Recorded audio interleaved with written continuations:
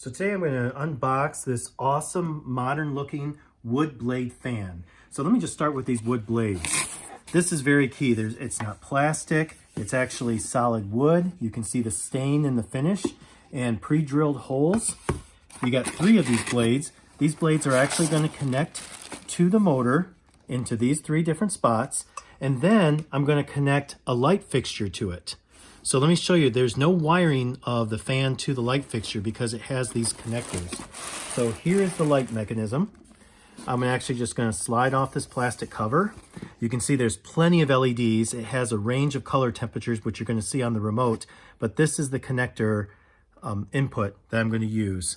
And then once it's wired to the ceiling, the control unit itself is also connector based.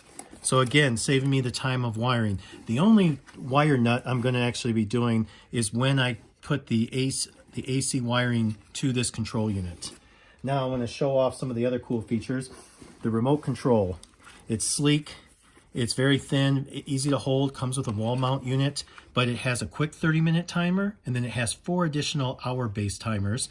I can change the speed of the fan, 6 different speeds, and I can change the rotation forward and reverse.